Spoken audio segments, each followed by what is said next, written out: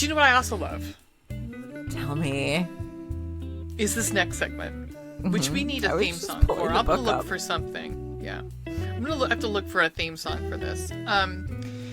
Would you like to... well, since you're talking about the book, it's your book this time. I will do the intro. So, This is what we call Sentient Object Sm. If you're... Actually, I should look up at the camera. If you are watching this, hello. Welcome. For those who don't know, if you're catching this on YouTube, we're a bi-weekly podcast where we read romance novels and talk about it. So welcome. But this segment in particular, we've noticed there is a plethora, a tranche, if you must, an oeuvre, if you will, an overabundance of sentient object porn, and so we're like, you know what? Why don't we highlight some of this stuff? So, our new segment is S.O.S, Sentient Object Sm. And for this week, we go back and forth. This week is Veronica's choice. It sure is. What do you have for me today, dear? Oh, man. Okay, so, last time you did Cold Sweat from Vera Valentine. I did. Oh, and... did you know that? I was going to say, did you do another Vera Valentine? Is that what? I did. Okay, that's what I was getting excited about. Yeah, because this week she actually posted a lot of authors who have a lot of novellas. People like this time of year, they're trying to like hit their reading goals and stuff like that. And so they'll say things like, and also I've said this before on the show, like in the months of November and December, I have a really hard time focusing on books. I just do. So I prefer to read novellas during the holiday season. Yeah. This year has been weird, I think, because of the general stress of being a woman in America. But whatever. So this year it's just been hard for me to focus, period. This week Vera Valentine posted on Instagram like a graphic of her novellas and just saying like, hey, look, here's the number of pages that each of these are. And, if you're just looking for something short and easy to read, like I can read this in a day, So I went and looked for that post because I had remembered that she posted it because I was like, there's a lot of stuff from her that I have not read. I'm excited. I cannot wait. I truly enjoyed this. Truly enjoyed this. Okay. I read Wrapped and Tapped by Vera Valentine and R.K. Pierce. Okay. I'm trying to, in my mind, trying to figure out what it is. Okay. This is the cover. Can you see it? It's like a Christmas tree with balls on it. Okay. The trapped part is throwing me, so okay, go ahead. Tapped, not trapped. Oh, tapped. Oh, tap. Oh, tap. Still, trapped, tapped. It's still, I'm a little confused. Unless it's a tap shoe. And honestly, they are trapped. There's a snowstorm, so. Of course there is. Is okay, so I'm going to read the blurb to you. Okay. Okay. That was probably it's a hammer. Anyhow. Oh my God, it's a hammer. We'll okay. It's not a hammer. Damn it. Okay. 'Tis the season for frustration. Neve, love that name, has from Catfish. Yeah. No, I was thinking Neve like audio boards because that's who I am. Or Nev Campbell. Neve has just about had it with the hustle and bustle of the holidays, including her overbearing Aunt Charlene's to-do list and 3 mysterious packages deposited on her icy doorstep.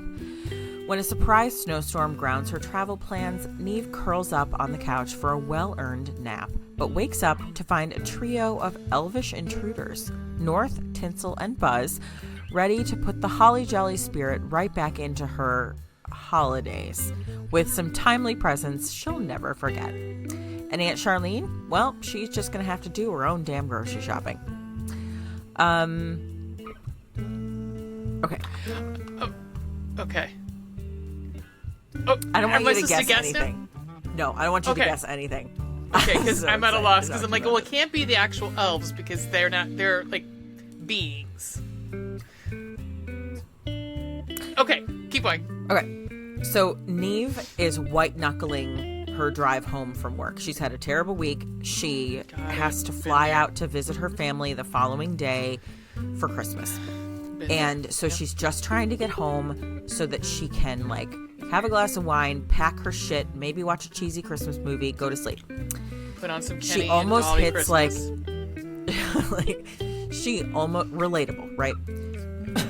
In the snowstorm, almost hits, like, a herd of deer, which is abnormal for her area. Finally gets home, gets up to, she's irritated with Zona deals, which made me laugh because it's like, it sounds like Amazon, you know, like. Oh, yeah. She's irritated with Zona deals because they in have this been case, telling her. fucking Mazos. Yes, Mazos. Fucking. I'm sure Mazos looks like a dick, too. Don't worry. Probably. It says, of course, Zona deals would be late with their delivery and screw up my order. So she, like, opens this package that's on her porch, and it's, like, not everything she wanted to order. So, anywho, she gets to her front porch. The one from Zona deals is there, but then there are 3, like, pristinely wrapped, beautiful presents. Like, gorgeous wrapping paper, bows, like, the whole nines. And she's like, I don't know where these came from. Knowing Aunt Charlene, she had them delivered to me, and now I have to get them, like, on the plane back east or whatever.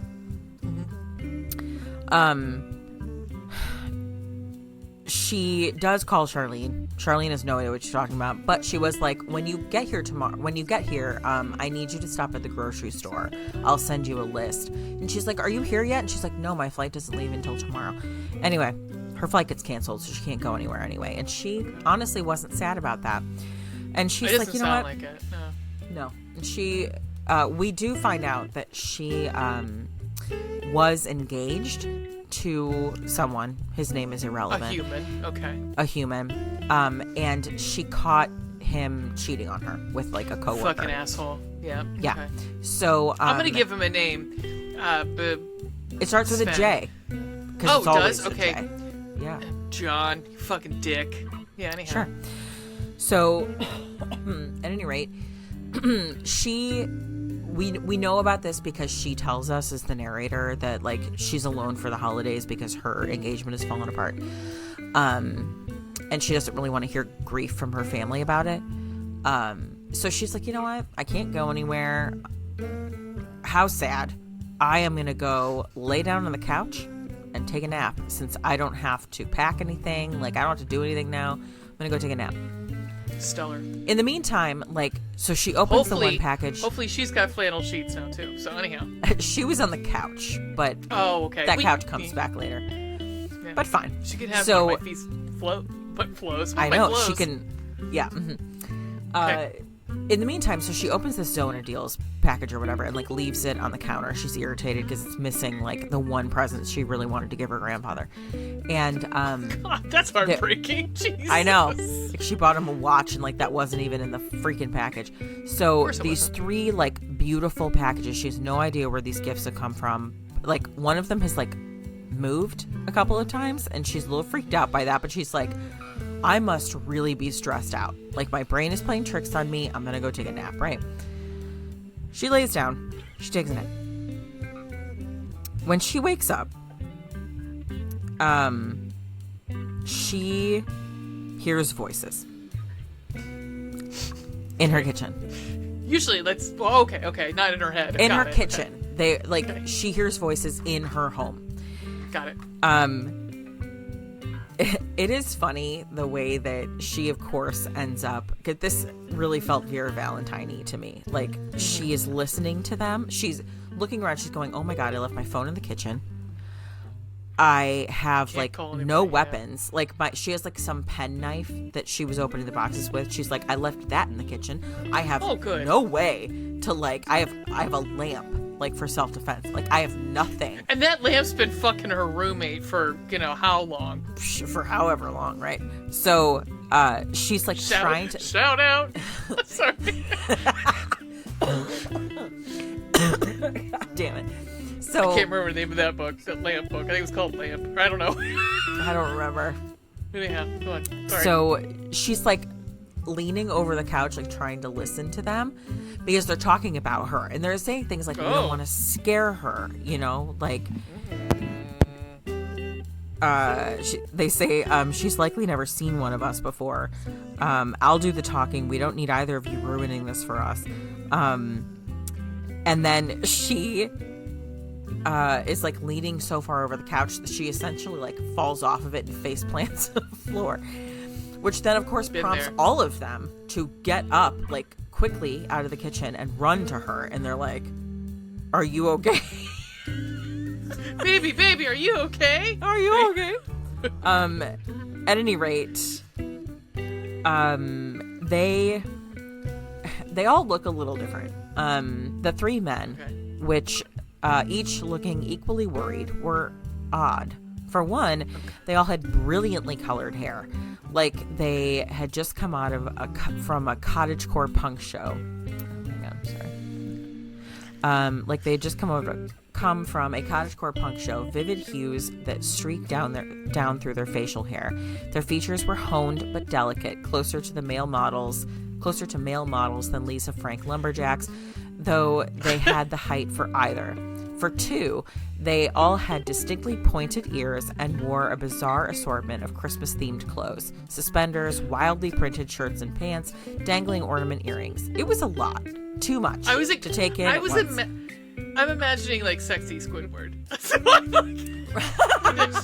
that chiseled, like, look. Sorry. Ridiculous. But with, like, ridiculous. Crazy hair. Anyhow, sorry. Did I interrupt that That's okay. I mean, that was pretty much the end of that description. There are several more. The man with teal hair dropped to a knee next to me, his messy, toppled mop of soft green-blue, a contrast to his tidy Van Dyke facial hair, a soft-edged mustache with a pointed goatee. I'm not a big fan of Van Dykes. Except Dick. Okay. I like Dick. Obviously. Me too. See, I'm just leaving it there. Just sprinkle those breadcrumbs. Anyhow. Anyway, that person is Tinsel. And she's is he like made of tinsel? No. We're gonna talk about that later. Okay, so at any rate, she's like, "How did you get in my house? Who are you? What are you doing here? You need to leave." Like, I don't understand what is happening. And they're like, "We actually can't leave." And she's like, "What in the hell does that mean? Like, why can't you leave?" And in the meantime, she says they smell good, a mix of nostalgic Christmas scents like gingerbread, peppermint, and pine. In the meantime, like she's like, "You really need to leave. Like, there's also a snowstorm outside, but you really need to leave." Okay. She ends up they get like distracted by something. I forget what now. But they end up getting distracted by. Oh, I know what it is. She says. She asks them if they're LARPers. They're like, "Well, what is a LARPer?" They're like, "I don't know what that is." But at some point, like they say, they admit to her that they are elves, and she says something about Santa, and then all of them, it says the sarcasm drips from my voice like guttural icicles, but at the mention of Santa, all the men reflexively drop to a knee and touch two fingers to their foreheads, closing their eyes and muttering something foreign in a reverent tone. And this is the moment that she takes to, like, slither through them, grab her phone, and bolt to her bedroom and, like, shut the door and lock it, and then call 911. 100%. She does call 911. She calls 911. 911 is... You know what? First woman in one of these books where I'm like, come on, some weird shit's happening in your yard. You're not going to call the police. Get out of here. Yes, except that it is Christmas Eve. And nobody's coming. The lady said, and also a snowstorm, she says, "I have intruders in my home, strange men that say they're elves, and I can't get out because of the snow, and I need help." Irritation static crackle through the line. "Ma'am, this line is for emergencies only. I get that you want to make Christmas magic for your kid, but false reports are a crime."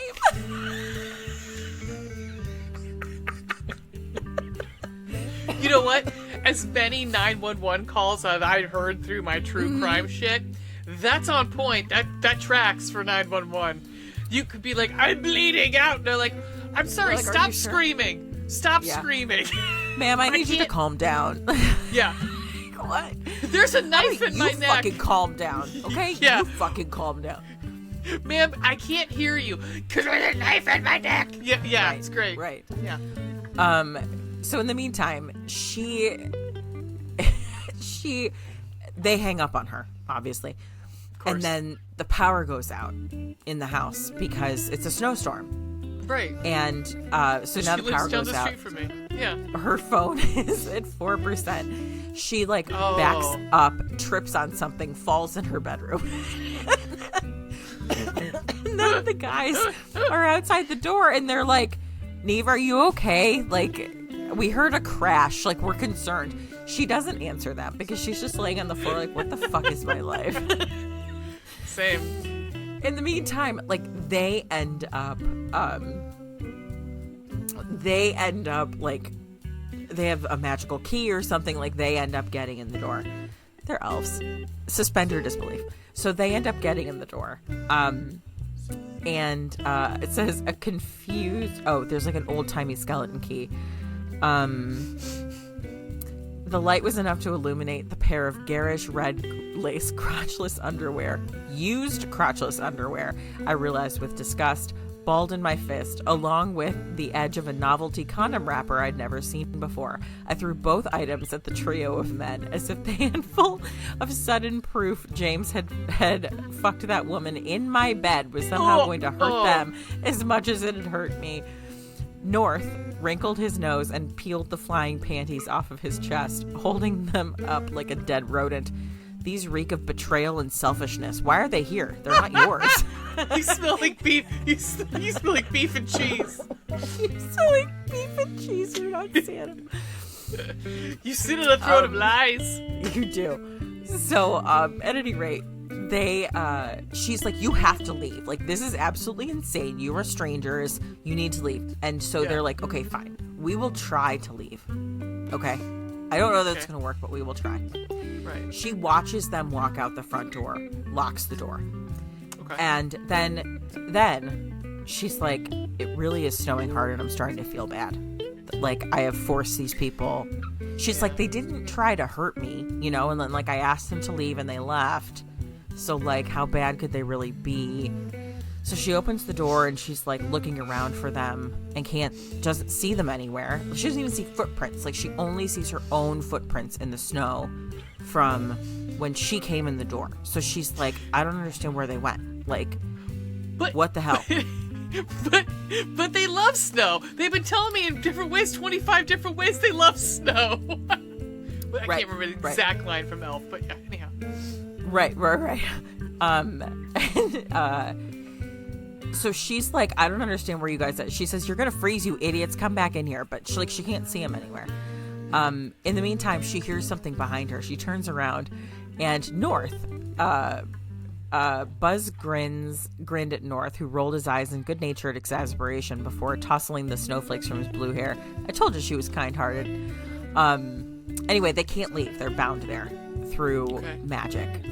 They give you the backstory right now. I don't think it's relevant because I'm yammering about this book. So, question, real quick. I know you probably said this. I'm just trying to in my mind. They are Keebler size, or are they grown human man size? Okay, got it. Yes, and I did not say that. They say we're elves, Neve. Winter court elves at that. Even if the magic hadn't pulled us back here, we've never needed doors. It would make our line of work a bit difficult, as you imagine. So at any rate, she kind of just accepts that they're gonna be there because they keep magically entering her house. Although she did bring them into the house first because they were the presents, obviously. They end up because now the electricity is off, so now she has no heat, and so North creates a big fireplace so that she doesn't freeze. Freeze to death. And makes sense. as one does. They end up kind of explaining what happened, but basically, he one of them conjures a quilt, and I highlighted this part specifically to tell you. I raised a brow at North as I traced the patchwork Chihuahua puppy. of like Chihuahua puppy pictures. At any rate, I know. I almost got another dog this week. Anyhow. I know. He was adopted, so I felt good. Someone adopted that baby. Anyhow. Oh, good. I'm glad. I know you had messaged about it. Yeah. Okay. When elves are exiled from the Winter Court, they are bound to the bloodlines of humans our kind are indebted to. Long ago, someone in your family saved an important elvish noble, and thus we are now yours. She says, what the hell do you mean you're mine? Right. Like, she's like, I'm kind of into autonomy, you know?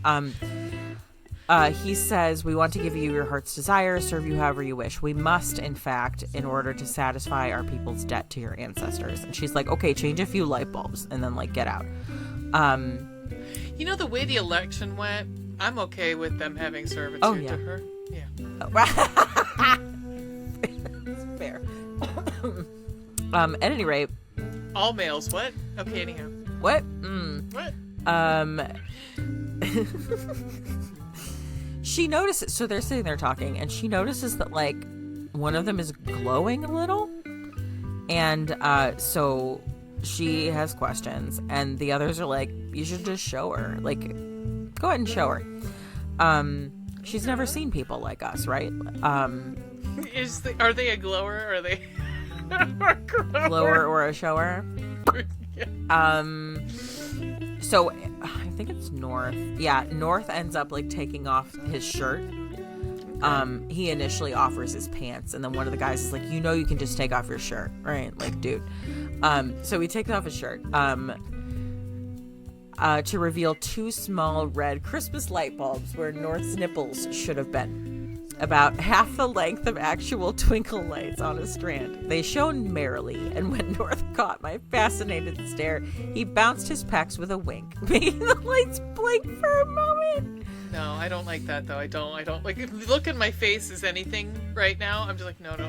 I immediately went to this, like, British commercial that I remember that what if your nipples were fingertips and it was a guy? Ew, no. That's all in my brain went to. I'm sorry. No, that to me was like, nope, that sounds gross. I get that. Sorry, Vera. That one didn't flick my back. So sorry. That's okay. We're gonna get to the downstairs regions now. Okay. So then she's like, wait, do you all look like this? And they're like, oh no, we're all different. And so she's like, yeah, I want to see. Obviously. So North goes first. He's already half naked. He might as well just keep going. Sure. Along came Polly. Yes. I won't read it, but for the sake of YouTube, for his downstairs appendage, right? He has a Jacob's ladder. Got it. Mm-hmm. Okay. Made out of Christmas lights. Okay. And apparently he is rather large. Are the Christmas lights gonna go inside of her at some point? They sure are. Unsanitary, but okay. Tinsel, they're magical elves, okay? Tinsel is next, and she's like, if you don't want to show me anything, you don't have to. And he's like, that's all right. Get tassels. The move revealed 8 inches of cardboard wrapping paper tube, nestled in a happy trail of glittering teal tinsel, of course. And she's like, that's interesting. And then Buzz is like, oh, he's uncut. Sure enough.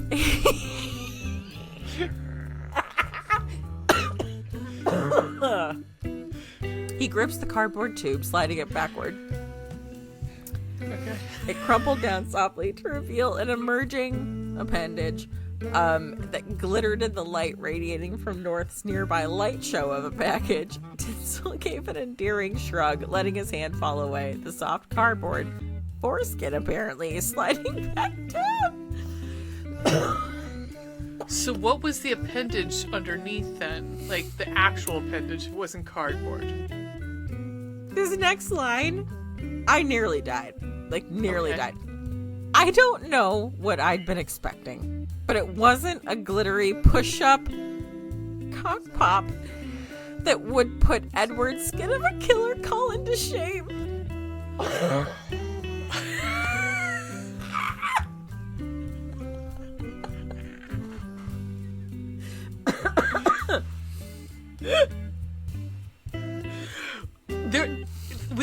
We did Twilight, guys. We did.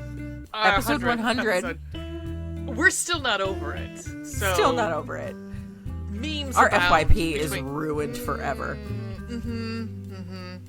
Yeah. I just sent Danny. I sent Danny that thing I sent you. Anyway, Buzz is like, I'm next. I'm trying to think of what it'd be. Yeah, I'm Buzz would be. Because there was so... I'm trying to remember all of them. North is the lights. Is his name... Tinsel is really the second one's name? Okay. This one's Buzz. Because Tinsel makes sense because his downstairs is Buzz.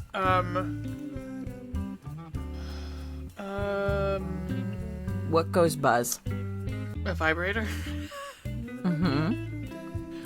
Oh. A smooth, gyrating shaft in the same hot pink hue as his hair jutted out proudly. The tip curved just so in an unmistakable G-spot design. As my eyes traced it downward, the layered edges of an infamous clit-stimulating rose vibrator unfurled just above his base. Buzz was quite literally a sex toy. I mean, if Vera doesn't get a deal with Valessa, I don't know what does. I don't know, but I'm interested in purchasing that toy, so I'm just throwing it out there. Links in description. Like, dear Vera, if you get a deal with Valessa and you end up with a Buzz toy, just let me know. No, it sounds like customer number 1 right here. Hello. Anywho, they're basically like, we have to fulfill certain things because they have angered like the king of something or other. So they are like, Christmas. We have to fulfill certain things. I don't know, maybe, I don't remember. That was 50 pages. I thought that'd be Santa, but probably not. I mean, I thought so too. I don't know. They called him like the king of the winter court. It almost sounded like it wasn't Santa. I don't know. Anyway. No, well, maybe Krampus after the book. Maybe. So they have to fulfill certain obligations before they can leave. Before they're free to leave. They have to, I forget like what they are. I was looking for it, but I don't remember. Which is why she's like, can you just change them light bulbs? Like, whatever. Like, I have light bulbs in the hallway I can't get to. Can you just change them and leave? But they're like, in the meantime, they're like, no, like, what do you actually want? And they're like, and remember, like, we can tell when you're lying.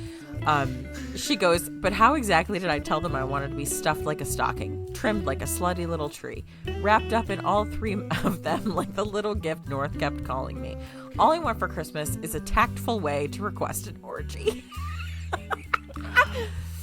So she basically is like, she says, I steeled up and met the heavy gazes of the 3 unnecessarily attractive elf men Donald ducking it for me.